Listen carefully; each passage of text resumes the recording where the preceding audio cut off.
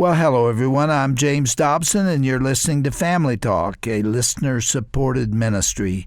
In fact, thank you so much for being part of that support for James Dobson Family Institute.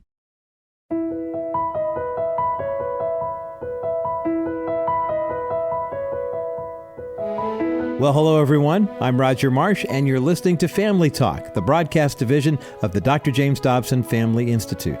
As you may already know, Dr. Dobson is in California with his wife, Shirley. He's finishing a new book on the topic of marriage that's going to be called Forever My Love. He'll be back in the broadcast studio soon. But today, you're going to hear the second half of a fascinating conversation between our own Dr. Tim Clinton and Dr. Matthew Stanford. They'll be discussing the very important topic of childhood and adolescent mental illness. Dr. Matthew Stanford is CEO of the Hope and Healing Center and Institute in Houston, Texas, where he writes, conducts seminars, and serves individuals living with mental illness, along with their families. Dr. Stanford earned his doctoral degree in behavioral neuroscience at Baylor University. He also completed a postdoctoral fellowship at the University of Texas Medical Branch at Galveston. Dr. Clinton and Dr. Stanford's conversation today centers around Dr. Stanford's most recent book entitled Grace for the Children, Finding Hope in the Midst of Child and Adolescent Mental Illness. Let's join them right now.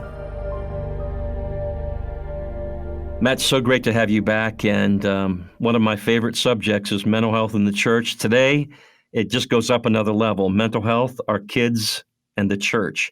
Matt, as we get started, yesterday we referenced, and by the way, this is Mental Health Month, the month of May. Matt, we referenced that almost 50% of kids ages 13 through 18, according to NIMH, the National Institutes for Mental Health, will have a diagnosable mental disorder in their lifetime. That's stunning to me. Over 20% will actually have a severe mental disorder in their lifetime. And Matt, we know this too, that earlier detection, recognition leads to earlier treatment, which leads to better outcomes for our kids. The tragedy we have, most of these kids go undiagnosed, not treated, and even worse, treated as if they're normal, and they try to fit them in sort of this cookie cutter of parenting that we think every child should go through, and it just blows up in our hands. It's like dealing with explosives, Matt. Give us your thoughts about, first of all, the status of where our kids are and what you're really seeing as a result of what we've been through over the last year. Well, I think our kids are unfortunately in a really bad spot. I think that, and I'm not a prophet of doom, social media has come in and destroyed our children. Social media has just contributed to the problems that we already had. It has caused our children to not have as close of relationships and not have the ability to communicate as effectively as you have to when you do face-to-face. It's isolated our children. We are not teaching our children how to be resilient. And really the best model for resiliency for a child is their parents and how their parents deal with things. And so with the pandemic, for instance, while we're seeing all these problems with children, part of that we have to put at the feet of parents because parents didn't react to it very well and respond to it very well. And our children see that, and then they have even fewer skills to be able to deal with something like that. So our children have extremely high levels of anxiety because of a culture that is just absolutely obsessed with performance and image, and they simply do not have the skills to deal with it. People really have to hear what we're saying here. In the United States today, the second leading cause of death for children 10 to 15 years old, the second leading cause of death is suicide. I mean, that is just an unbelievable statistic. Why we don't hear about that on the news every night? 10-year-old children don't commit suicide because everything's going great. No. So, we have a serious problem here. And as we've talked before, I really think the church has a tremendous role to play here. But I think, unfortunately, we're behind the eight ball in some sense. There's a lot happening as you grow up. Matt, you're changing physically. You're maybe wrestling with issues emotionally because there's so much stress and demand, or things are happening in your world around you. Maybe you've experienced a lot of loss. There's just so many developmental milestones and journeys. And that's why I guess parenting is so important, because the greatest gift we can give to our kids is that they're loved and that they learn how to love. Matt, let's jump in and let's talk about warning signs. Mm-hmm. I'm a parent. I'm looking at my son or daughter, and I realize that where we're at isn't kind of normal. Things are different. When I see that, and the natural response is to deny it or pretend like it doesn't exist, that Right. it'll go away. Talk to us, Matt, about what I'm seeing and what I should be looking for, and maybe how I can respond. Well, first I have to say to parents, let yourself off the hook. If you think there's a problem, then you should go get some help. I mean, and we'll talk a little bit about how you might get the help. But the way you might kind of break that down is, look at their mood. Do they have heightened states of euphoria or anxiety? Do they have low, depressed mood? I mean, what is their mood like? And is their mood or their behaviors that you're seeing, are they consistent with a child of that age and gender, an average child of that age and gender? I don't mean how you would hope that your child would be. Right. I mean how an average child actually acts. I mean, your 5-year-old should not be able to sit through the opera and be happy. Okay. I mean, that's just not normal. Okay. Normal for children is a very big tent. And so, if you're not sure what that looks like, ask other parents. Well, how is your son on this? Or ask the teacher, talk to the teacher. And then you want to look at different environments for their behavior and their moods and their emotions. How is it affecting their relationships? How is it affecting their school performance? How is it affecting their performance or their ability to be involved in activities outside the home or outside of school? So things you might watch for instance, heightened levels of anxiety or fear, unrealistic fears. Sure. Again, children are afraid of the dark. That's normal. Okay. But, if your child is 15 years old and they can't have the light out, well, that's not a normal level of fear for a 15-year-old. Your child is so down that they never want to do anything that's enjoyable that they used to enjoy. Okay, well, that's not a good sign. Children will tend to show a lot of physical symptoms, as will adolescents, a lot of physical symptoms, stomach aches, headaches, things like that you take them to the doctor and they really just can't find anything wrong. A lot of times that's a manifestation of anxiety. And adolescents will have a lot of a tendency to act out. They'll act out angry, have temper tantrums, maybe even aggressive. And it's not that they're bad kids that are just aggressive, it's that they're acting out their frustrations that they're having as a result of this. So when normal relationships are hindered or damaged, when normal academic progress is hindered or damaged, when you're caused to not be able to engage in extracurricular activities or things outside the home because of this other thing, well, then it's dysfunctional. And that's when you need to begin to act. Matt, there's that line in that old song, I'm dying inside and nobody knows it but me. We believe that, but it's not true. Everybody in the world around us, how about even in our families, Matt, they don't know how to function or get help. So you got children that are in trouble, families that are in trouble, they're exhausted and more. Everybody needs help. Speak to that, Matt. Well, first I'd say, for the child, one of the things that we do is we treat children often like they're just little adults. And that's just so not true. As you said before, children are going through this dramatic changes of neurodevelopment and learning how to express emotions and learning verbal skills. And children are not going to come to you and say, hey, you know what? I'm struggling with my moods, or I'm really having some odd thoughts, and I think I really need to talk to you about that. So parents, you have to be involved in your children's daily life. And I mean very involved. My 15-year-old son knows that when I see him in the afternoon, the very first question I'm going to ask him is, how was school today?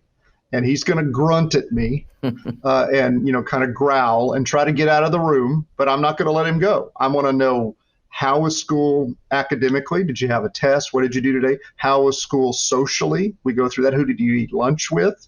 How was football practice? I'm going to go through a whole litany of things, and I'm going to find out what went on today.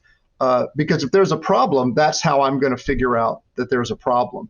I'm going to have those interactions. I know it's a kind of old and almost cliche at this point, but have dinner together. Engage in conversation, have an hour where everybody puts their phones away and talks to one another. That will make all the difference in the world on catching something early for children, because it will give children an opportunity to discuss their issues and learn how to discuss their issues and vent.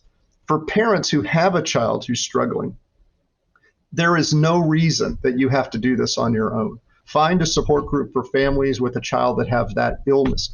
There's any number of, if you don't know where to go, go to the mentalhealthgateway.org. Mentalhealthgateway.org is a website that we have.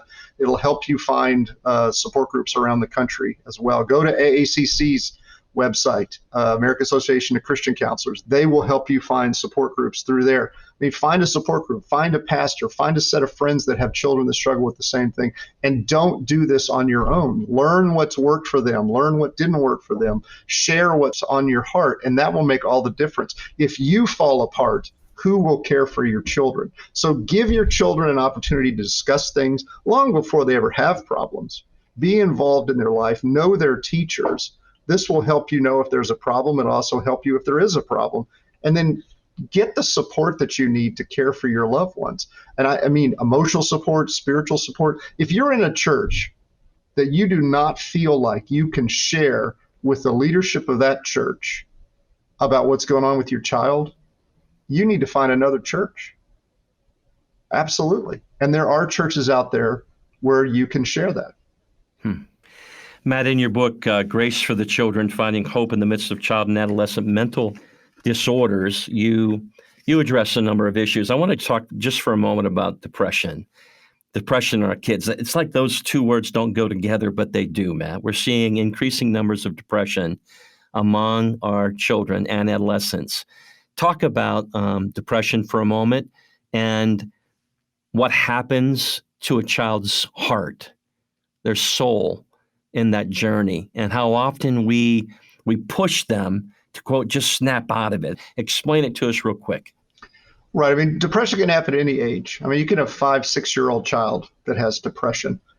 One of the things that we tend to do as just people is we think that your mood is heavily associated with your circumstances. So you look at a child that seems really down and you think, well, why would this child be down? Look at all they have around them. They have a wonderful life. They're a child. That doesn't have anything to do with it. Your child can have a wonderful existence around them and they could be profoundly depressed. So you're looking for a low mood. You're looking for a lack of interest in pleasurable activities that they used to enjoy. You're looking for high states of irritability, agitation. You're looking for isolation. The child wants to spend time by themselves all the time. You're looking also for changes in weight and eating. They don't want to eat with the family or they're overeating. You look for those types of things.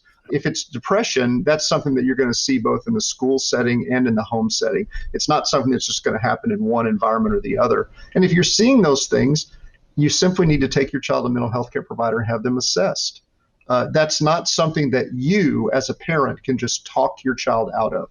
They need to have a professional intervention to help them move through. You're a part of that, but you shouldn't put the burden completely on your shoulders. Matt, it's true that part of the depression could be biology. There's so much we've learned about clinical depression and how the brain works. And so making sure we understand what a child is going through. I think a lot of people initially would look at a child and say, what's wrong with that child? The new perspective is what's going on with that child or what happened to that child, because it's not just normal to be going through a clinical depression like that. No, not at all. And I think you're right. What's going on with the child. I think we also have to have a grace response like we talked about yesterday. And that is, how can I assist that child to bring them back to where they should be in relationship to other children their age? A lot of times we put the impetus of changing on the child or on the parent.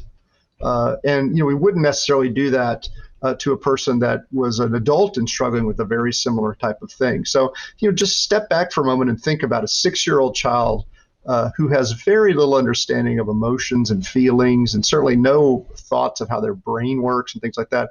And now they have feelings of worthlessness and hopelessness, and they don't have any positive feelings. It's all negative feelings because their brain is generating all this.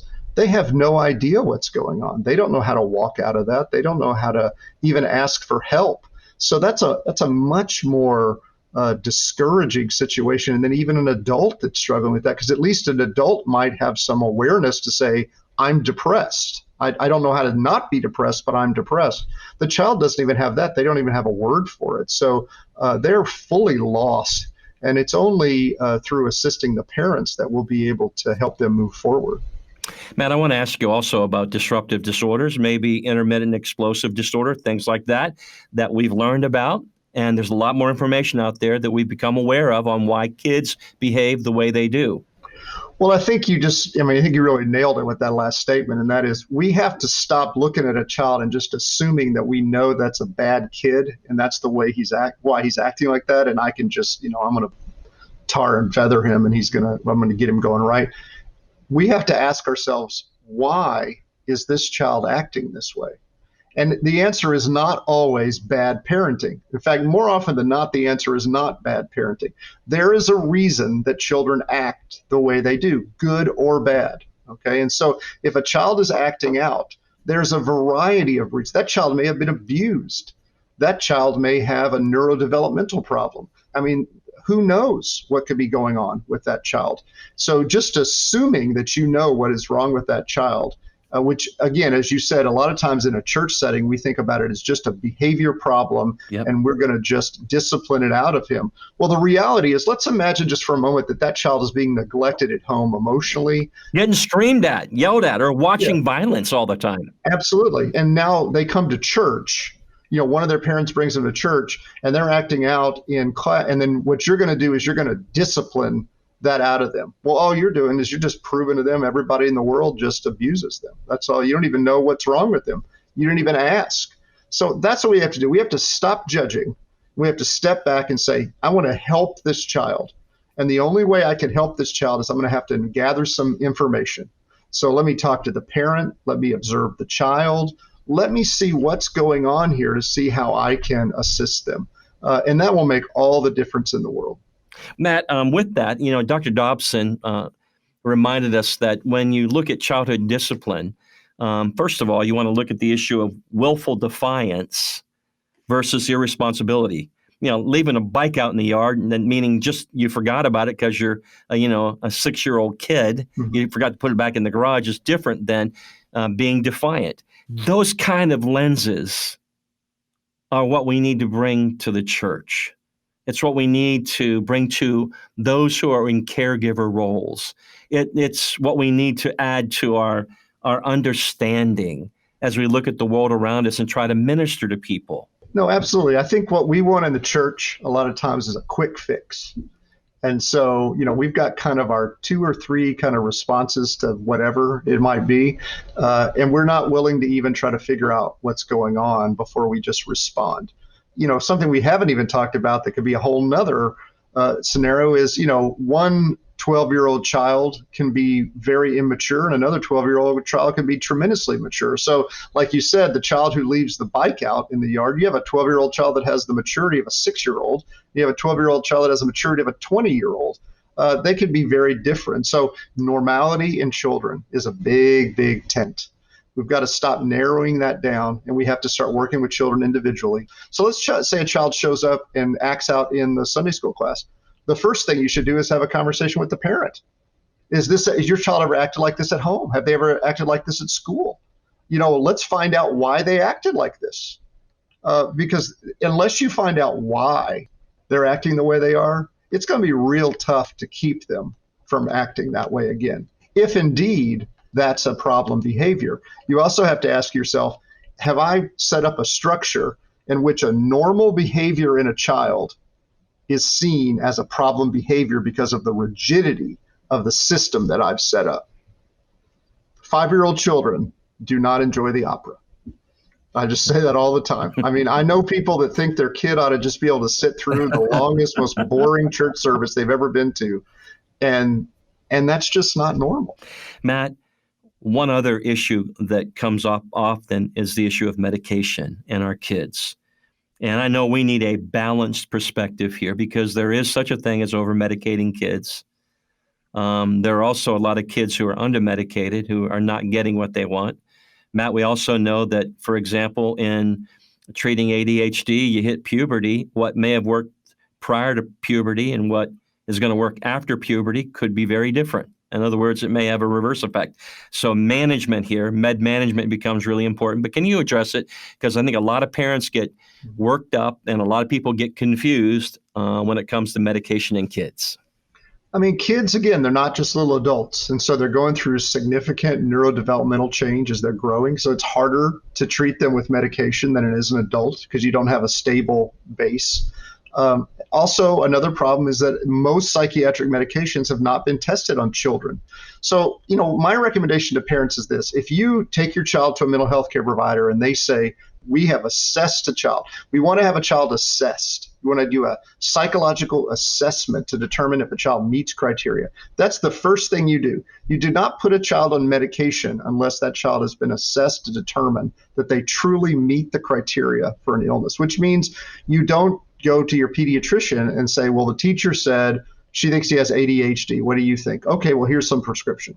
No, you don't do that. You get them assessed. Now, they meet criteria for the illness. You know that they meet the diagnosis. And now you go to a child and adolescent psychiatrist and you discuss medication options with them. And when they tell you, well, I'd like to try him on this medication, you say, okay, you become an informed consumer. You say, has that medication been tested on children his age for this illness? And sometimes you're going to find that they're going to tell you, well, no, they haven't. Okay, well, I would like to start with a medication that's been shown to be safe and effective for children his age for this illness. And then you just become an informed consumer. If a child needs medication, then medication is wonderful. If a child doesn't need medication, then no one should take medication that they don't need, and make sure that you're also getting some type of psychological talking type therapy in addition so that a minimum of medication can be used. I love the words of Jesus when he said, suffer the children and don't forbid them to come to me, for of such is the kingdom of heaven. Matt, we opened up talking about NIMH and some of the statistics that are out there that nearly 50% of our kids, and mom and dad, you need to hear this. If you think you're alone, you're not. Nearly 50% of our children will have a diagnosable mental disorder by the time they reach age 18. And Dr. Stanford, we agreed, and the research is there, that most of these kids go undiagnosed and certainly not treated. Absolutely. I mean, they're like one of the most underserved populations in our country. And yet the majority of mental health disorders are recognized by what age again? 50% by 14 and 75% by 24. So, we're really talking about the disorders of the young. And so it's just not something that happens once you become an adult. In half of the cases, this is in place by the time they're 14 years old. Just like any other medical condition, the earlier you recognize this and the earlier you intervene, the easier it is to treat and the better outcomes you have. And then churches developing mental health ministries, so significant. I know, Matt, we've teamed up on a new program called Mental Health Coach First Responder Training. Nearly 5,000 churches now engaged in that process. And we're training mental health coach first responders out on the front lines in and through those local churches because we believe the church is the place. Our friend Ed Stetzer said, a church without the broken is a broken church. Matt, let me give you the closing word and give a word of encouragement to parents and challenge to the church as we go. Well, I'd say to the parents, there is hope for a normal life. There is support for you. And above and beyond all that, God cares for you and your children. And this isn't a surprise to him. And he transcends these types of circumstances and is present and wants to empower and equip you to see them through. For the church, I would say, we are the front line for the mental health issues that go on. People are more likely to go to a clergy before they go to a mental health care provider or a physician. So we have to be prepared. God is sending these people to us to care for them. And we have to develop programs and process that will draw them in and that will comfort them and support them as they go through these very difficult things. We do that for people that have physical illnesses, and we certainly should do that for people who have mental illnesses. Dr. Stanford, on behalf of Dr. Dobson and his wife Shirley, their family, the entire team at Family Talk, we thank you for joining us and thank you for addressing what is a pretty tough issue, but I think one of the most significant topics certainly in this year. And we're praying that God will do some great things. To all of our listeners out there, listen, if this has touched a nerve in your family, if it's really an issue or a challenge that you have, if you have some concerns or issues, or maybe encouragement you'd like to offer up to the church and more, we'd love to hear from you. Jump up on our social media. Give us some of your thoughts. Call our toll-free number. And as always, thank you for listening.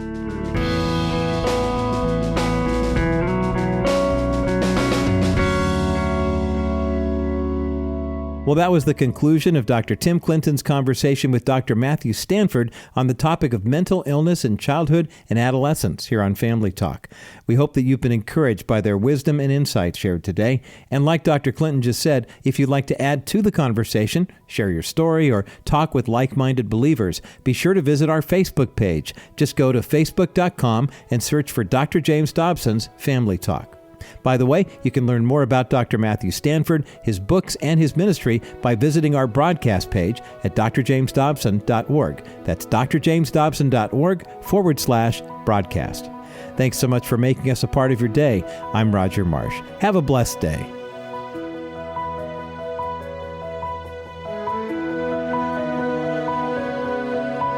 This has been a presentation of the Dr. James Dobson Family Institute.